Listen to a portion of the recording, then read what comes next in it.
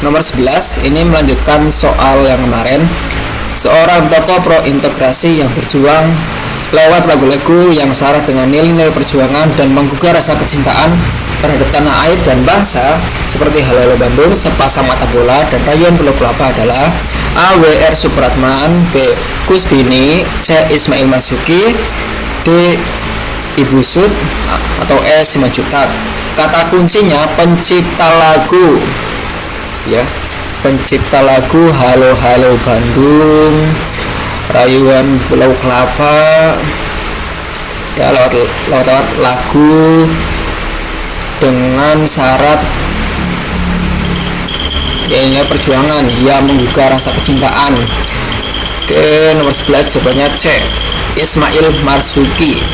Ini kemarin keluar di soal P3K Omong Budaya, Ismail Marzuki.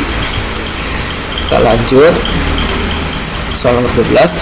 Jenderal Sudirman tercatat sebagai Panglima Tentara sekaligus Jenderal Republik Indonesia pertama termuda yang ada dalam sejarah.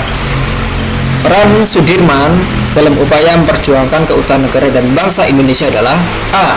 Membentuk Badan Keamanan Rakyat, B. Memimpin penumbasan pemberontakan PKI di Madiun, C. Melakukan pemberontakan terhadap Belanda yang ingin menjajah kembali Indonesia, D. Melakukan negosiasi dengan Belanda dalam mempertahankan kemerdekaan, E. Memimpin pasukan dengan bergerilya untuk mengusir sekutu dari Ambarawa. Kata kuncinya peran Jenderal Sudirman. Kita langsung saja eliminasi jawabannya. A. Membentuk Badan Keamanan Rakyat. Ini dibentuk tahun 1946 BKR. B. Memimpin penumbasan pemberontakan PKI di Madiun. Bukan. Melakukan pemberontakan dari Belanda yang ingin bisa kembali ke Indonesia. Lebih ke gerilya, ya, kalau Jenderal Sudirman ini. 8 yang D. Melakukan negosiasi. Negosiasi ini hanya dilakukan oleh Bung Karno, Muhammad Hatta, dan kawan-kawan. Memimpin pasukan bergerilya. Jadi nomor 12 itu jawabannya E. Memimpin pasukan bergerilya untuk membentuk kantong-kantong perlawanan di setiap daerah dengan melewati hutan, belantara, lalu bersembunyi di dalam gua-gua ketika diketahui oleh Belanda. Oke, lanjut nomor 13. Sri Sultan Hamengkubuwono IX memberi dukungan spontan terhadap perjuangan integrasi bangsa Indonesia. Hal ini dibuktikan dalam sikapnya, yaitu A. Mengakui kemerdekaan Indonesia, B. Berani memberi jaminan keamanan atas penyelenggaraan pemerintahan di Yogyakarta, C. Menolak tawaran dari Belanda untuk menjadi raja di seluruh Jawa pasca agresi militer Belanda II, D. Pada bulan September 1945 menyatakan Kesultanan Yogyakarta adalah bagian dari Republik Indonesia, E. Membujuk rakyat Indonesia untuk setia terhadap pemerintah Republik Indonesia. Kata kuncinya dukungan spontan Sultan Hamengkubuwono IX. Ini ya, kata kuncinya dukungan spontan yang menyatakan bahwa Kesultanan Yogyakarta itu akan mendukung penuh pemerintahan yang sah. Jadi nomor 13 jawabannya yang D. Ya, dukungan spontan. Lanjut ke soal nomor 14. Seorang tokoh yang menjadi anggota delegasi Papua dalam konferensi Malino di Sulawesi Selatan, di mana ia sempat menyebut Papua Nederland New Guinea dengan nama Irian yang konon diambil dari bahasa Biak dan berarti daerah panas, ialah A.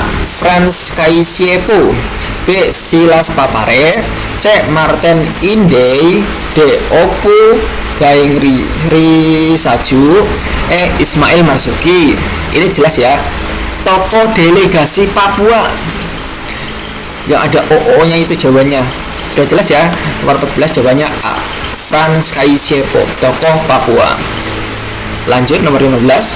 Pejabat Menteri Luar Negeri pada saat awal kemerdekaan Indonesia adalah A. Sultan Syahrir, B. Ahmad Subarjo, C. Soekarno, D. Ki Hajar Dewantara, E. Natsir. Kata kuncinya Menteri Luar Negeri yang pertama, yaitu adalah tokoh yang bersama Bung Karno dan Muhammad Hatta menyusun teks proklamasi. Oke, nomor 15 jawabannya B. Ahmad Subarjo menjadi Menteri Luar Negeri Indonesia pertama. Lanjut soal 16, penandatanganan Mutual Security Acts atau MSA antara luar negeri Indonesia yang diwakili oleh Ahmad Subarjo dan Duta Besar Amerika Serikat yang diwakili oleh Merle Cochrane yang berisi kesepakatan bahwa Indonesia bersedia menerima bantuan ekonomi, teknik, dan persenjataan dari Amerika Serikat berdasarkan syarat-syarat yang ditentukan MSA, menyebabkan Kabinet Sudirman jatuh. Mengapa demikian? A. Karena menyebabkan Amerika masuk ke Indonesia. B. Tidak bisa bekerjasama dengan Rusia. C. Keadaan ekonomi Indonesia semakin memburuk. D. Dianggap kebijakan politik luar negeri menyimpang dari prinsip politik bebas aktif. E. Ahmad Subarjo mendapatkan jabatan baru yang membuat anggota lain cemburu. Kata kuncinya MSA berkaitan dengan jatuhnya Kabinet Sudirman. Ini kata kuncinya. Nah, jawabannya sudah pasti yang berkaitan dengan ini ya, Menteri Luar Negeri Indonesia. Kita cari jawaban yang ada kata luar negerinya. A nggak ada, D tidak ada, C tidak ada. Nah, yang D ini ya, luar negeri, politik luar negeri. Jadi nomor 16 jawabannya D. Mudah kan untuk menjawab soal sejarah. Mungkin ini juga akan keluar di TWK, SKD mungkin. Oke, lanjut soal nomor 17. Ciri khas masalah politik pada masa demokrasi liberal yang menunjukkan ketidakstabilan politik adalah A. Pergantian kabinet sebanyak 7 kali. B. Adanya second kabinet. C. Terjadi pemilu yang pertama. D. Banyaknya partai-partai yang bermunculan. E. Munculnya dekret presiden. Kata kuncinya adalah demokrasi liberal. Nomor 17 jawabannya sudah pasti yang A, karena di zaman Orde Lama ya, di masa Bung Karno memimpin Indonesia itu telah terjadi pergantian 7 kabinet. Oke, lanjut soal nomor 18. Konferensi Asia Afrika adalah prestasi anak bangsa dalam mengadakan kerjasama dengan negara yang berkembang dan baru merdeka. Konferensi ini dilaksanakan pada masa kabinet A. Natsir, B. Wilopo, C. Sukiman, D. Ali Sastro Amijoyo, E. Burhanuddin Harahap. Kata kuncinya KAA, Konferensi Asia Afrika. Ini jawabannya satu orang tapi pernah menjabat 2 kali kabinet. Ya, ada kabinet Ali Sastro Amijoyo 1 dan kabinet Ali Sastro Amijoyo 2. Ya, nomor 14 jawabannya D. Kita lanjut nomor 19. Meskipun situasi politik pada masa demokrasi liberal cenderung tidak stabil, namun pada masa kepemimpinan Burhanuddin Harahap, pemerintah Indonesia berhasil menyelenggarakan pemilu pertama di Indonesia. Pemilu ini diikuti oleh 25 lebih konstituen, baik partai politik maupun perorangan. Pelaksanaan pemilu tersebut merupakan keberhasilan bangsa Indonesia dalam melaksanakan hajat besar pesta demokrasi yang pelaksanaannya dapat berlangsung secara luber dan jurdil, sehingga pemilu menjadi acuan untuk pemilu-pemilu berikutnya. Dalam pemilu 1955 muncul 4 partai besar. A. PPPRI, Gerindra, Persatuan Daya, dan PIR. B. PSII, Perkindo, Perti, dan Murba. C. Masyumi, PNI, NU, dan PKI. D. Partai Katolik, PSI, PTI, dan IPKI. E. Akui, Akoma, Permai, dan Baperki. Kata kuncinya 4 partai besar yang menang pemilu di tahun 1955. Partai yang 4 besar. Yang pertama pasti PNI, itu Partai Nasional Indonesia, yang dipimpin oleh Bung Karno, PSI. Terus juga NU, Masyumi, dan PKI. Nomor 19 jawabannya yang C. Lanjut soal nomor 20. Salah satu program ekonomi yang dilakukan oleh pemerintah pada masa demokrasi liberal adalah sistem ekonomi Alibaba, di mana kata Ali dipresentasikan sebagai pengusaha pribumi, sedangkan Baba adalah pengusaha Cina Tionghoa. Program ini merancang pemberian kredit dan lisensi kepada pengusaha pribumi agar dapat bersaing dengan pengusaha non-pribumi.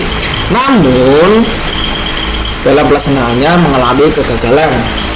Hal ini disebabkan oleh A. Pengusaha pribumi hanya dimanfaatkan pengusaha Cina untuk mendapatkan bantuan. B. Mentalitas pengusaha pribumi yang rendah dan selalu berlaku konsumtif. C. Pengusaha pribumi setelah mendapatkan bantuan selalu bertindak memperkaya diri. D. Keinginan pengusaha pribumi untuk mendapatkan keuntungan yang secara cepat dan besar. E. Bantuan kredit yang diberikan oleh pemerintah dimanfaatkan untuk menikmati kehidupan yang mewah. Oke, nomor 20 kata kuncinya sistem ekonomi Alibaba. Alibaba. Oke, langsung kita lihat jawabannya. Yang A, pengusaha pribumi hanya dimanfaatkan pengusaha Cina. Oke, mungkin ini juga benar karena memang orang-orang Cina itu memang pintar berdagang dan cepat suksesnya. Saya pun heran dengan orang-orang Cina. Oke, mentalitas pengusaha pribumi yang rendah. Oke, ini juga mungkin benar. Selalu berlaku konsumtif, enggak juga, orang Indonesia enggak konsumtif banget lah. Ini ya, ini mungkin benar. Yang A. C. Pengusaha pribumi setelah mendapatkan bantuan selalu bertindak berkaya diri. Ini berkaitan dengan korupsi, berkaya diri. D. Keinginan pengusaha pribumi untuk mendapatkan keuntungan secara cepat dan besar. Ya, ini keinginan seseorang untuk kaya secara instan, ya, mendapatkan keuntungan secara cepat dan besar. Bantuan kredit yang diberikan oleh pemerintah dimanfaatkan untuk menikmati kehidupan yang mewah. Ini ciri khas